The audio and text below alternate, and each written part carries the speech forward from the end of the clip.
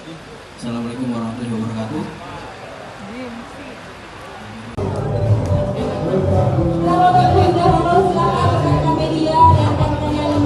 Ini cukup ya kurang enak dipandang ya. Jadi banyak temuan kita kayak sudah berkarat, sudah keropos, dan memang itu harus diganti, kita perbaiki. Nah, kita bersama pihak museum bekerja sama bagaimana kita bisa mengembangkan ini, bisa mengembangkan museum, memanfaatkan museum, bagaimana kita bisa meningkatkan gairah masyarakat untuk bisa berkunjung ke museum transportasi. Dan di sini banyak lokomotif yang masih ada, dan sejarah itu kita tidak boleh lupakan karena sejarah itu adalah perkembangan, bagian dari perkembangan kereta api dari dulu hingga sekarang. Jadi memang kesulitannya masih minor lah, karena memang kondisinya aja yang kesulitannya, karena kondisinya sudah lama ya, kan 1928 ini. Kalau untuk preservasinya sendiri ini menggunakan dana dari IRP sendiri atau memang ada talangan dana dari PT KAI? Oh, kita patungan dari KAI juga support, dari pihak museum support, dari teman-teman internal IRPS juga support. Jadi kita patungan semuanya. Kira-kira berapa biaya yang dibutuhkan untuk preservasi? Yang mana? Yang cicilan. Yang ini? Disebutin ini? Iya, sebutin. Ini estimasi kemarin sekitar 70 juta untuk lokomotif uap. Dulu tahun lalu kita sudah preservasi diesel itu sekitar 40 juta. Ya. Untuk rencananya kan IRPS ini akan ada preservasi KRL Belanda ya, di Manggarai. Itu kira-kira mungkin juga boleh ceritakan kondisinya seperti apa, lalu program preservasi ke depannya. Oh, jadi tahun depan itu kan KRL di Indonesia itu beroperasi sudah 100 tahun, tepatnya bulan April 1925 sampai 2025. Dari peringatan 100 tahun itu kita rencananya akan berkolaborasi lagi dengan PT KAI. Kita akan coba mempreservasi lagi KRL ya, KRL zaman Belanda. Pertama kali ada di Indonesia, itu posisi masih ada di bengkel kereta api Manggarai. Nah, kita terus berkomunikasi, kita upayakan untuk segera bisa dipreservasi dan semoga bisa menjadi kado ya, atau bagian dari peringatan tahun depan 100 tahun KRL itu. Kesulitannya apa Mas untuk di KRL itu? Kondisinya seperti apa?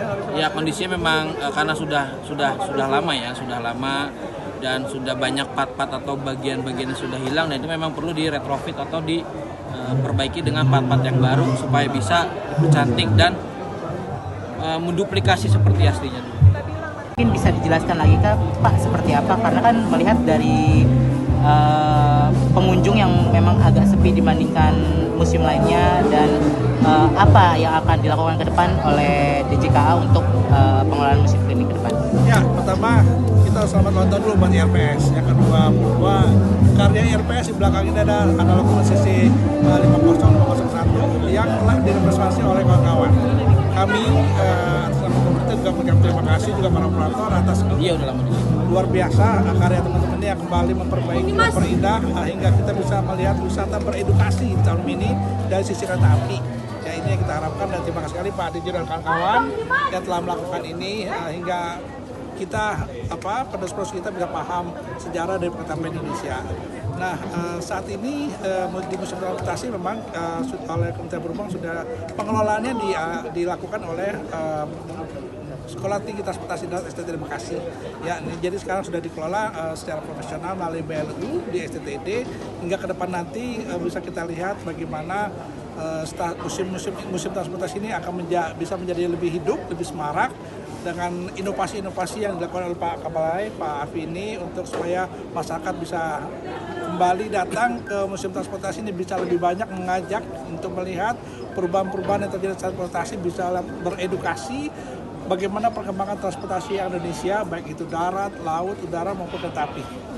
Sebenarnya untuk kesulitan dari preservasi lokomotif uap ini apa sih Pak? Karena kan dari sisi usia memang sudah tua, lalu dari kondisi memang sudah tidak siap lagi untuk misalnya dioperasikan lagi, atau memang harus dikondisikan secara hati-hati gitu Pak untuk preservasi? Kalau melihat teman-teman IRPS untuk mempreservasi nggak ada kesulitan. Mereka semua paham banget, paham mati lah dari titik komanya di kereta api, mereka paham. Jadi kami yakin sekali kalau IRPS bisa melakukan preservasi untuk kereta api kita ini. Permasalahan kedua ini adalah mereka karena menemukan kereta api ini jauh di tempat yang wow, sehingga untuk biaya pengangkutan pembelian cukup besar. Nah, ini memang diperlukan pembina langsung di IRPS sehingga permasalahan-permasalahan tersebut untuk memindahkan pembiayaan itu bisa terbantu IRPS. Begitu Pak Ketua? Ya betul Pak. Jadi itu salah satu tantangannya adalah bagaimana IRPS bisa kita bantu untuk kalau menemukan kereta yang perlu dievakuasi dan pindahkan kereta mini, kita siap untuk membantu mereka dari sisi pendanaan, pengangkutan dan lain-lain. Kalau untuk pengelolaan dari